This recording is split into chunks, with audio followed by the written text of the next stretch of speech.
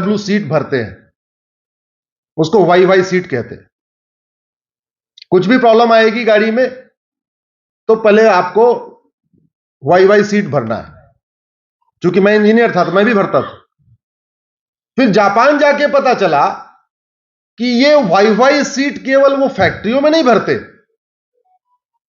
केवल ऑटोमोबाइल में नहीं भरते। मैं तो मारुति में था, ऑटोमोबाइल कंपनी थी। मुझे पता चला वो एडमिनिस्ट्रेटिव सिस्टम में वाई वाई सीट भरी जाती है, स्कूलों में भी वाई वाई सीट भरी जाती है। बच्चे ने शरारत किया तो क्यों, कुछ उत्तर आएगा वो क्यों, कुछ उत्तर आएगा वो क्यों। तो पता चला वो सोशल प्रॉब्लम की भी वाई वाई एनालिसिस करते हैं, पॉलिटिकल प्रॉब्लम की भी वाई वाई एनालिसिस करते हैं, फाइनेंशियल प्रॉब्लम की भी वाई वाई एनालिसिस करते हैं, और इंडस्ट्री जो प्रॉब्लम है उसकी तो करते करते हैं।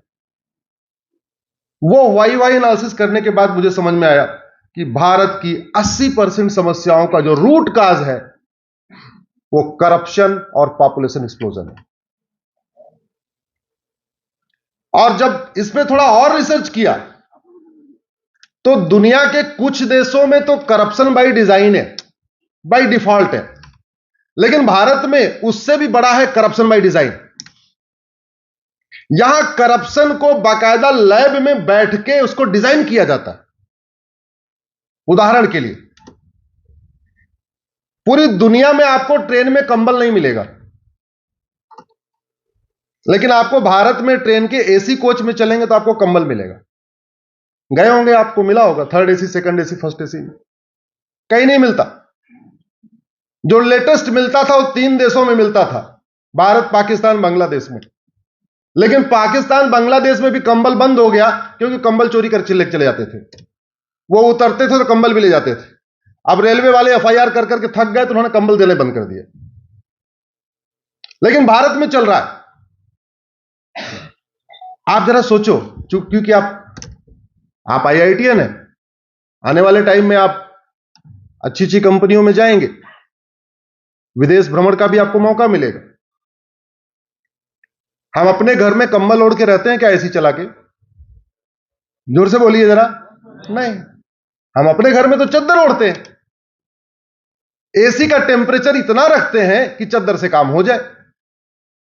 लेकिन नहीं, चूंकि करप्शन करना है तो सबसे पहले ट्रेन के टेम्परेचर को डाउन किया जाएगा, उसको 18-20 कर दिया जाएगा, जिससे आपको ठंडी लगनी शुरू हो जाए, और फिर आपको कंबल दिया जाएगा, कंबल ओढ़ के सो जाओ। आपने कभी सोचा ही नहीं ये डिजाइन हो क्यों रही है? ये डिजाइन इसलिए हो रही है, सामान्यतया ये जो खरीदारी होती है इसमें 20% के आसपास होता है। अब चद्दर मिलता है 200 रुपए का, तो 200 रुपए का 20% कितना हुआ? 40 रुपए। कंबल मिलता है 1000 रुपए का, तो कंबल का 20% कितना हुआ? जोर से बोलो भाई, आईआईटीएन हो। हाँ, आपकी अंग्रेजी मैथ हमसे अच्छी है, हम तो भूल गए, बहुत पुराने हम पढ़े थे। दूसरा, चद्दर की धुलाई 10 रुपए, तो 10 रुपए का 20% कितना हुआ? कंबल की धुलाई 100 रुपए, उसका 20% कितना हुआ? तो कैसे, आप जरा सोचिए, पहले ट्रेन का टेम्परेचर डाउन किया जा रहा है, उसके चक्कर में बिजली खर्च हो रही है। अब वो जो बिजली खर्च हो रही है तो बिजली ज्यादा बनाना पड़ रहा है, ज्यादा बनाना पड़ रहा है, उसका बर्डन भी आपके ऊपर आएगा। अल्टीमेटली ट्रेन का टिकट का तो आपसे लेना है ना, उसके बदले फिर आपको कंबल दिया जा रहा है, फिर आपसे वसूली हो रही है। इसको कहते हैं करप्शन बाय डिजाइन। डिजाइन किया गया, लेकिन चूंकि जनता सोच ही नहीं रही है तो क्या फर्क पड़ता, ऐसे विषयों पे जा ही नहीं रही है। दूसरा, अगर आप प्राइवेट बिल्डर से कोई मकान लीजिए, फ्लैट आप ले लीजिए, वो सीधे व्हाइट वॉश करा के दे दीजिएगा, जाइए पर्दा लगाइए, एसी लगाइए, रहना शुरू। कोई तोड़फोड़ कराना पड़ता है क्या? अगर ठीक ठाक बिल्डर हो तो नहीं, सीधे अपना पूजा किया, गृह प्रवेश शुरू। अब आप सरकारी फ्लैट लो, पूरे देश में कहीं का फ्लैट लो, चाहे दिल्ली में डीडीए का लो, चाहे गाजियाबाद में जीडीए का लो, चाहे मुरादाबाद में एमडीए का लो, चाहे लखनऊ में एलडीए का लो, जयपुर में जेडीए का लो, पूरे देश में किसी का फ्लैट लो। ऐसे आपके धनबाद में पता नहीं है कि नहीं, मुझे नहीं आइडिया। आप अगर वो फ्लैट खरीदोगे तो बिना तोड़ फोड़ किए आप उसमें रह ही नहीं सकते। जानते हैं क्यों? क्योंकि या तो उसकी ड्राइंग रूम की लंबाई बढ़ा दी जाएगी या चौड़ाई बढ़ा दी जाएगी, या तो बालकनी पतली कर दी जाएगी, एक्सेस पतली या एक्सेस चौड़ी। किचन या तो एक्सेस बड़ा होगा या एक्सेस छोटा। कुछ न कुछ इतनी डिजाइन उसकी गड़बड़ होगी कि बिना आप उसको रिनोवेट कराए, बिना तोड़ फोड़ कराए, बिना मॉडिफाई कराए रह ही नहीं सकते। फायदा क्या?